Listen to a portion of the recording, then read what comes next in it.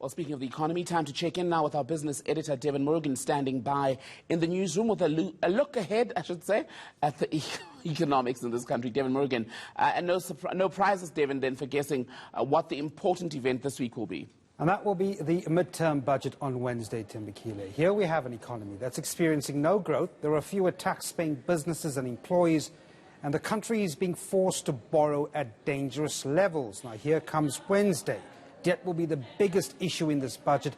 The challenge for the Finance Minister, Thembekile, is being made more grim by the fact that he has to find 10 billion for South African Airways. That's 10 billion rand, 100 billion rand over 3 years for a mass employment program, and another 6 billion rand for the extension of the COVID-19 special grant. You'll know that President Cyril Ramaphosa mentioned these things not so long ago. These were not factored in July when the Finance Minister spoke to us. So how do we find the money for this, and who loses? And Devan, not only does the minister have to keep the finances stable while finding this money that you're speaking about, he also then has to present a budget that will impress much-needed investors. How does he balance all of that? That's a tough one, but the budget has to reflect both this fiscal reconciliation that you speak about and impressing investors, because investors not only want the present, they want the future. And these are structural reforms. We've heard this time and time again, the need to fix SOEs, release of spectrum, labour laws. But these are policy issues. So here's economist Kevin Lings, Thembekile, on our fiscal issues and how he can demonstrate growth on Wednesday. You can do both simultaneously. It's not as if the only way to economic growth is that government must spend increasingly more money.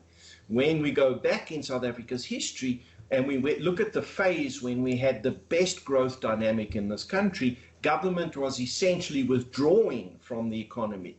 Government was reducing taxes at that time.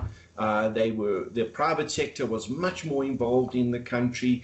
And so as a consequence, confidence was a lot higher and the economy was a lot more vibrant. Over the last 10 years, the government has become phenomenally more and more involved in the economy, either directly in state-owned enterprises or through regulation, just unnecessary regulation that stifles the development of business.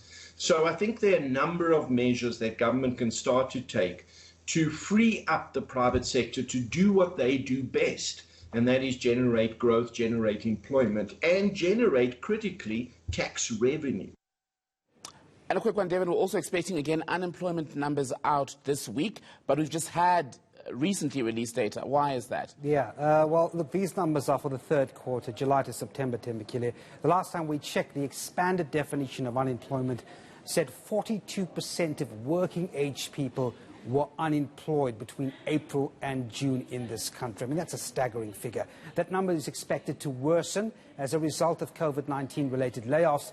The Labour Force survey is expected to be released a day before the budget. That's on Tuesday, but we've just received word that those numbers have now been delayed once again. So it won't be released on Tuesday. Again, COVID-19 throwing a spanner in the works in terms of the collection of data. And then, of course, Stats SA having to postpone that. But, of course, it still doesn't eclipse the big day, which is on Wednesday, 2 o'clock. The Finance Minister takes the podium and gives us a health check, if you like, of the economy. Everything that happens on the markets, at least domestically, and the economy around that will revolve around what he presents on Wednesday, Thembekile. All right, Devan Murugan, ENCA Business Editor, thank you for that.